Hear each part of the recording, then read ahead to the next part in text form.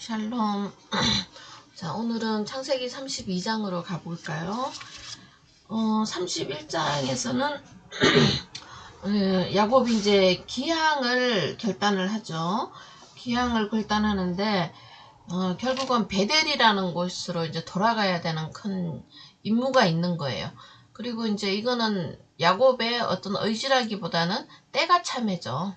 하나님께서 이제 11아들을 만들었고 이제 교회를 만들어 가고 있는, 거의 완성되어 가고 있는 과정에 베델이라는 곳, 하나님을 만나는 곳, 하나님의 집 쪽으로 이 야곱의 일생을 다시 드라이브 하시려고 하는 하나님의 의지예요. 자, 그래서 야곱이 그냥 집에 가겠다고 했는데 라반이 순순히 놔주지 않죠. 그래서 라반 같은 어떤 존재인가 우리 인생에서 지금은 라반은 이제 그 장애인이라는 모습으로 서 있죠. 혈족이에요. 우리 육신의 힘이에요. 육신의 의지예요. 그리고 우리가 속해져 있는 환경이에요. 참, 이길 수가 없습니다. 힘든 게 아니라 인간은 못 이겨요. 그렇지만 31장에서 넘어오거든요. 이기고 온단 말이에요. 어떻게 해요? 하나님의 개입으로. 하나님의 인도하심과 끌어내심이 없으면 우리는 이 육신의 삶에서 건져 나올 수가 없어요. 하나님 집으로 갈 수가 없단 말이에요. 그래서 신약에서 사도 바울께서는 뭐라 그러죠? 오라 나는 공고한 자로다.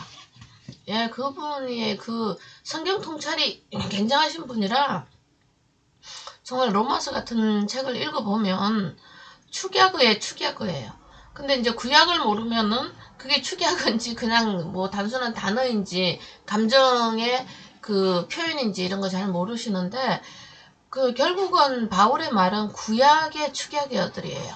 그러니까 구약을 좀 알고 있으면 그 단어의 깊이 이런 것들을 훨씬 우리가 공감하기 쉽겠죠. 자, 그래서 결국은 31장에서는 하나님의 도움으로 라반이라는 어떤 존재, 그러니까 사탄의 존재라고도 말씀하시면 돼요. 생각하시면 돼요. 왜냐하면 우리가 육신에 속하여서 육신의 죄에 빠져있는 존재잖아요. 그래서 그것을 하나님의 직접적인 개입으로 빠져나옵니다. 자, 그래서 구약은 이런 숨어져 있는 스토리잖아요. 근데 하나님이 우리가 뭐 이쁘다고 그렇게 빼주는 거예요. 언약하심으로. 예, 내가 저번에 28장에서 말했잖아요. 20년 전이에요. 돌아오게 하겠다고. 예, 근데 어떻게 돌아오게 하겠다고 약속을 하냐면, 약속하셨으니까 성취하신다는데, 이게 이렇게 단순한 관계가 아니에요. 예수 그리스도의 십자가의 대속 때문에 우리가 빠져나오는 거예요. 돌아오겠다 했는데, 우리 공의의 하나님께서 사탄의 손에서 우리를 구원해 내시는 방법이 뭐죠? 예, 십자가예요. 예수 그리스도의 대속이에요. 그것이 이렇게 이 구약의 면면이 켜켜이 숨어져 있어요. 이야기 속에. 이거를 우리가 복음을 알면은 이런 게 보여요. 이게 이제 야곱이 라반을 이기고 고향으로 돌아오는구나. 야, 하나님이 야곱을 많이 사랑하는구나. 사랑하죠. 근데 어떻게 사랑하는지는 모르는 거죠. 예수 그리스도의 십자가의 대속을 밟고 사랑하는 겁니다. 그거 꼭 기억하셔야 돼요. 자, 그래서 그거를 언약을 기억하는 삶이라고 이렇게 표현을 합니다. 언약이 뭐죠? 예, 가죽옷을 입혀주시던 그 순간 그 여인의 후손의 언약부터 알고 계셔야 되는 거죠. 자, 그래서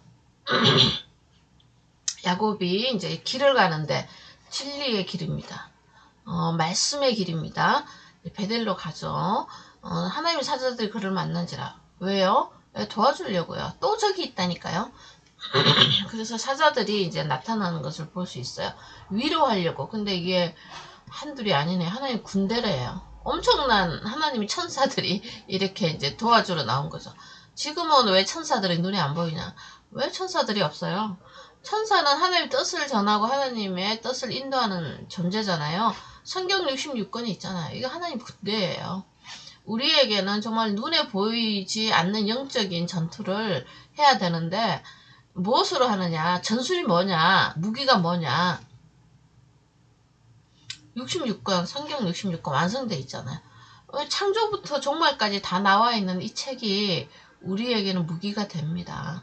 이걸 무기로 사용하지 않으면 뭘로 무기로 사용하겠다는 거예요. 예, 열심이죠. 종교적 행위죠. 그거 갖고는 사탄이라는 존재를 이길 수가 없고 나 자신도 이길 수 없어요. 자, 그래서 야곱이 세일 땅 에돔들에 있는 형 에서에게로 자기보다 앞서 사자를 보내며 이제 여러 가지 트릭을 쓰죠. 대면할 수가 없어요. 무서워가지고.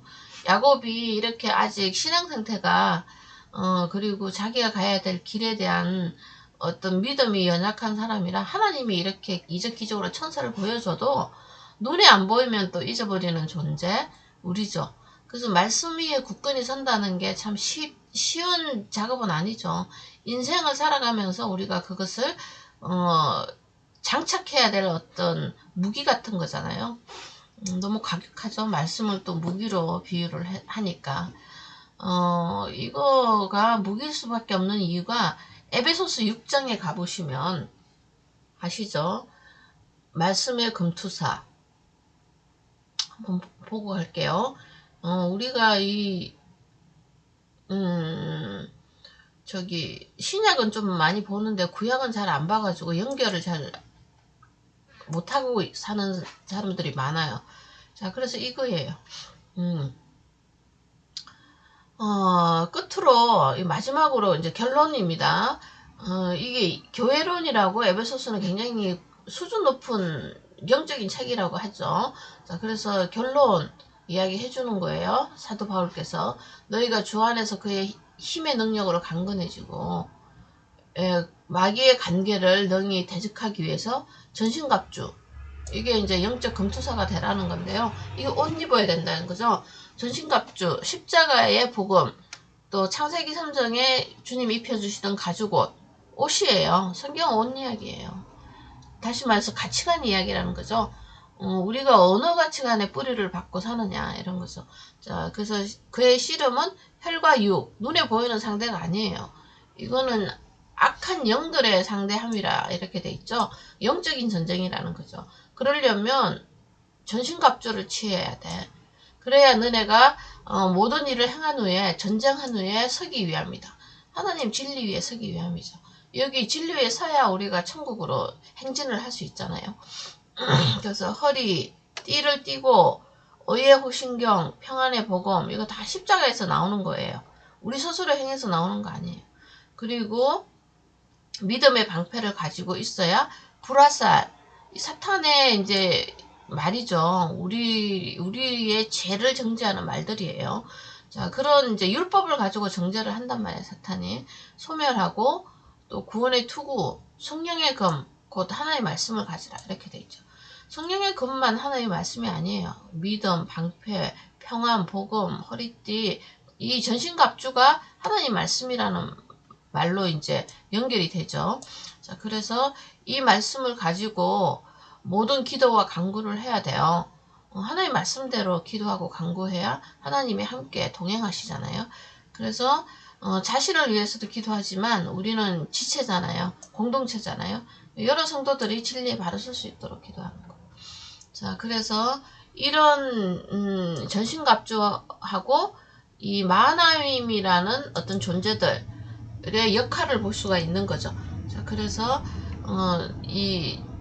이런 하나님의 말씀을 가진 사람들은 이제 당당히 나갈 수 있는 사람들로 되고요. 이런 말씀이 이제 잊어버리고 보긴 하지만 잊어버린 사람은 이런 트릭들을 씁니다. 여러 가지 불편하죠. 뭐 소를 보내고 나귀를 보내고 노비를 먼저 보내고 그래서 이런 이제 야곱의 일생을 통해서 이거는 아유 야곱이 하나님을 만났는데 왜 이러나 이게 아니라 우리의 신앙의 증진, 신앙의 진보, 신앙의 어떤 상태들을 볼 수 있게 해주는 이야기예요. 굉장히 소중한 스토리죠. 만약에 이런 것들이 없고 에베소서 6장이 그냥 펑 나오면 이거 어떻게 감당할 거예요? 그 공간을 어떻게 감당을 할 거냐고요.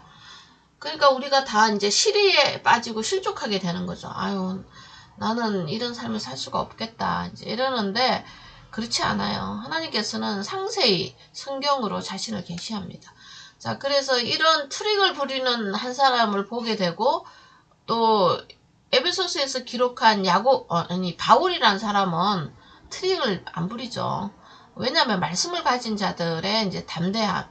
그래서 이거 구약 사람과 신약 사람들의 어떤 대조를 볼 수가 있죠. 그래서 구약 사람은 어둠에 있는 사람들이고, 신약은 빛을 간직한 사람들, 진리의 빛을 간직한 사람들의 그 라이프 스타일을 볼 수가 있어요. 자, 그렇다고 해서 또, 사도 바울이 우유곡절이 없는 건 아니에요. 그 삶은 다 살아야 돼요. 그렇지만 산다는 거죠. 진리 위에 산다는 거예요. 그래서 끝까지 진리를 간직하고 전달해주는 사람이 된다는 게 신약 사람들과 구약 사람들의 특징입니다. 다른 이제 비교할 수 있는 특징들이에요. 자, 그래서 결국은 이렇게 수많은 트릭을 부리면서 그러면서 이제 야곱이 형을 만나려고 하고 있는 직전에 또 이제 하나님께서 나와요. 그냥 천사로 안 되니까 하나님의 직접적인 간섭 나오죠. 이게 이제 내 조부 하나님, 내 하나님, 내 아버지 이삭의 하나님 여호와여 주께서 전에 내게 명하기를 내 고향 내 족속에 돌아가라. 내가 내게 은혜를 베풀리라 하셨나이다. 아이고 이제 이렇게 이제 기도를 해요. 자 그래서 기도를 이제 하나님한테 이렇게 이제 합니다. 참 야곱의 일생에서 기도를 처음으로 이제 아니 두 번째 하는 거죠. 옛날에 거기 28장에 한번 하고 32장에 또 한번 하고 이런 이제 야곱의 일생을 우리가 볼 수가 있어요. 우리하고 비슷하지 않아요? 큰 문제, 큰 이벤트, 뭐 생명을 위협하는 이벤트들 앞에서는 우리가 진심 하나님한테 돌아오는 모습들을 이제 볼 수가 있는 거죠.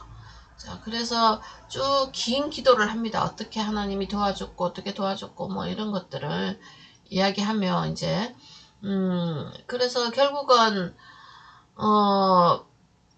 하나님께서는 이미 응답해 주셨어요.